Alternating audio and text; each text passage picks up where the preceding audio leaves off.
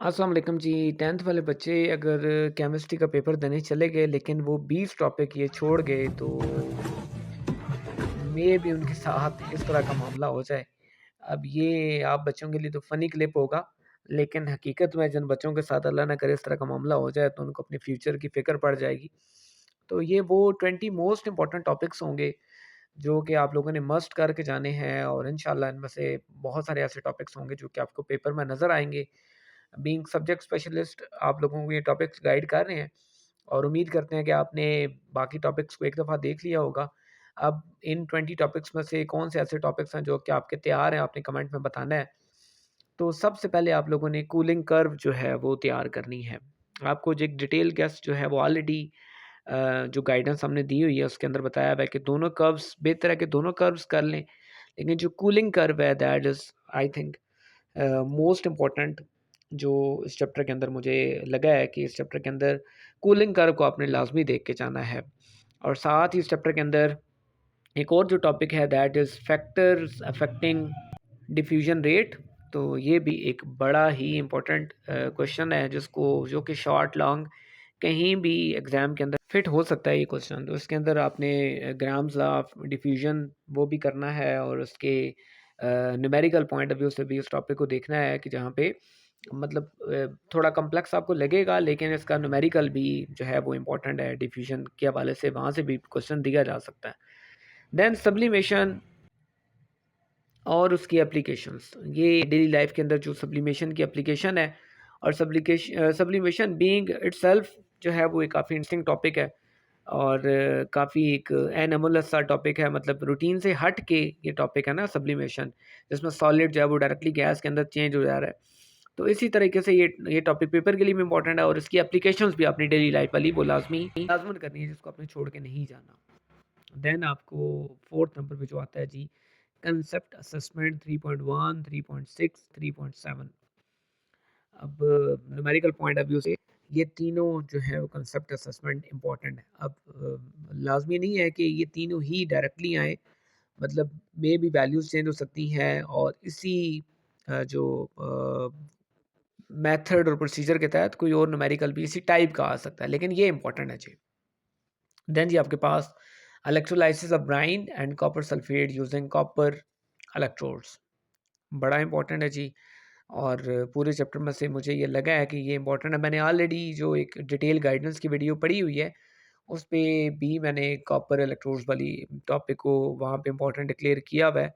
आपने ब्राइन और copper sulphate की इलेक्ट्रोलाइसिस को डिटेल से करना है। डिटेल से किस तरीके से कि आपने आपको एनोड कैथोड पे प्रोडक्ट क्या बनेगी और रिएक्शन क्या होगा, वो रिएक्शन इंपॉर्टेंट है। और साथ ही अगला जो टॉपिक आ रहा है उसके अंदर भी आपने क्रोमियम प्लेटिंग यानी जब करना है तो आपने रिएक्शंस पे मेन फोकस करना है। आपको रूल रेगुलेशंस पता हों कि जब इलेक्ट्रोप्लेटिंग की जाती है तो उसका एक जनरल रूल है कि आपने एनोड किसको बनाना है, कैथोड किसको बनाना है। अगर आपने वो याद कर लिया तो किसी भी चीज़ की प्लेटिंग आ गई तो आप कम से कम इस काबिल होंगे कि आप उसको एलाबोरेट कर सकें, लिख सकें। लेकिन क्रोमियम प्लेटिंग जो है वो ज़रा टेक्निकल है, इसलिए मैंने इसको डिक्लेयर किया है कि ये इंपॉर्टेंट है जी।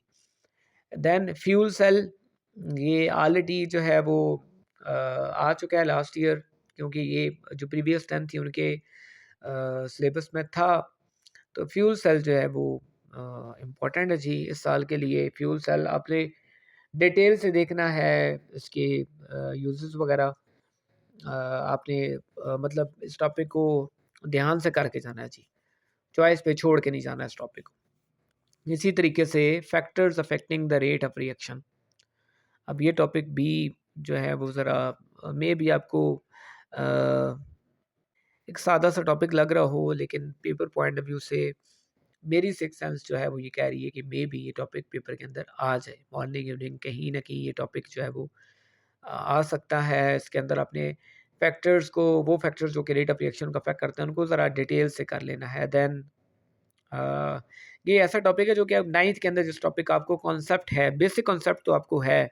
यहाँ पे ज़ाहिर बात है वो डिटेल के अंदर, अब बड़ी क्लास है तो डिटेल के अंदर इस टॉपिक को डिस्कस किया गया जी। जितने भी मेथड्स हैं, इवन उनकी केमिकल इक्वेशंस हैं, वो आपने साथ करनी है, एग्जांपल्स करनी है और पेपर के अंदर इस टॉपिक के बारे में कुछ ना कुछ इंशाल्लाह लाज़मन आएगा, मे बी वो एमसीक्यू के अंदर आ जाए, लेकिन भाई टॉपिक इम्पोर्टेंट है, किसी सूरत आप नहीं छोड़ सकते। मुझे तो लग रहा है कि लॉन्ग के लिए इम्पोर्टेंट है। कॉन्टैक्ट प्रोसेस, 2 प्रोसेसेस आपके हैं, हैबर और कॉन्टैक्ट। अब चॉइस करना जो है वो दोनों के अंदर मुश्किल है, दोनों ही करें, बेहतर है आप लोगों के लिए। लेकिन जो कॉन्टैक्ट है, सल्फ्यूरिक एसिड जिस तरह किंग ऑफ ऑल एसिड्स है ना, तो इसी तरीके से उसको बनाने का जो प्रोसेस है that is also important for the paper point of view. तो देन आपने इस टॉपिक को डिटेल से करना जी, स्किप नहीं करना। 11th टॉपिक के ऊपर हम आ चुके हैं, मेटल्स की जनरल कैरेक्टरिस्टिक्स। जो डिटेल गाइडेंस है उसके अंदर भी टॉपिक को नहीं छोड़ा, और यहाँ पे भी ये टॉपिक आपने करना है जी। जनरल कैरेक्टरिस्टिक्स आपने मेटल्स की, बीइंग केमिस्ट्री स्टूडेंट, अगर आप केमिस्ट्री को आगे फर्स्ट सेकंड ईयर के अंदर भी कंटिन्यू करेंगे तो आई थिंक ये ऐसा टॉपिक है जो कि आपको आगे भी काम देगा। तो जनरल कैरेक्टरिस्टिक्स ऑफ मेटल्स बहुत इंपॉर्टेंट है जी। देन मैंने अल्कोहल के नोमेनक्लेचर को चूज़ किया जी, और 8.6 जो कॉन्सेप्ट असेसमेंट है उसको सेलेक्ट किया। तो आपने रूल्स देखने हैं जी कि किस तरीके से आपने अल्कोहल की नेमिंग करनी है उनके, और ज़रा टेक्निकल नेम भी आपने देख लेने हैं। जिस तरह आपके पास आगे आएंगे, मैं आपको वहाँ पे एग्जांपल भी दूंगा। तो अल्कोहल जो है उसका नोमेनक्लेचर और concept assessment 8.6 is very very important. Alkyne की प्रेपरेशन में भी आप बच्चों को आती हो पहले से, 9th में आपने अगर ध्यान दिया हो तो आपने ये प्रिपरेशन इजीली कर लेंगे। और 10th के अंदर भी आप अल्कीन की प्रिपरेशन को जो है वो रूल आउट नहीं कर सकते। ये अगेन बहुत इंपॉर्टेंट है, पेपर पॉइंट ऑफ व्यू से ज़रा कम्प्लेक्स वे में आपने करना है इसको। देन जी ये आई थिंक ये भी टॉपिक जो है वो ऑलरेडी आप 9th के अंदर आपको इसका बेसिक कॉन्सेप्ट है कि किस तरीके से आपने सैचुरेटेड और अनसैचुरेटेड हाइड्रोकार्बन्स में डिस्टिंग्विश कर पाएंगे, वो कौन से रिएक्शंस हैं, कौन से वेज हैं। तो भाई मस्ट आपको आने चाहिए। Then role of alcohol in pharmaceutical industry. Pharmaceutical industry के अंदर अल्कोहल का रोल जितना इंपॉर्टेंट है उसी तरीके से ये पेपर पॉइंट ऑफ व्यू से भी इम्पॉर्टेंट है। आपको पता है कि भाई जितनी भी मेडिसिन हैं, इवन होम्योपैथिक की मेडिसिन वो बनती ही अल्कोहल के अंदर, उनका लिक्विड बनता है। तो पेपर पॉइंट ऑफ व्यू से वेरी वेरी इंपॉर्टेंट भाई। 16th टॉपिक के ऊपर हम आ चुके हैं, कार्बोक्सिलिक एसिड के वो केमिकल रिएक्शन जिनके अंदर एच एटम जो है वो इन्वॉल्व है।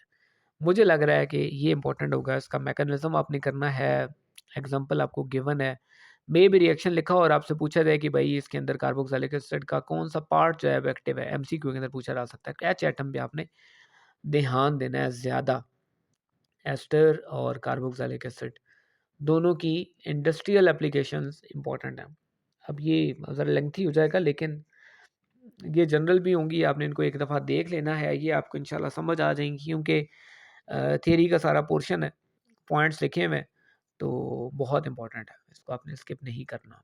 प्लास्टिक एंड देयर डिस्पोजल, और प्लास्टिक की प्रॉपर्टीज़ यानी आपने करनी है, और उसके डिस्पोजल के वेज आपने करने हैं। देन उसको डिस्पोज ऑफ करते हुए किन इन्वायरमेंटल प्रॉब्लम्स को फेस करना पड़ सकता है, इसका भी टच है टॉपिक के अंदर।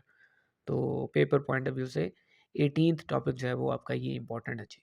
देन आपके पास आता है जी प्रोटीन्स, बॉडी के लिए इंपॉर्टेंट है। आपको पता है कि नंबर ऑफ यूजेस ना प्रोटीन्स के इन अवर बॉडी, बायोलॉजी वाले ज़रा बेहतर जानते होंगे।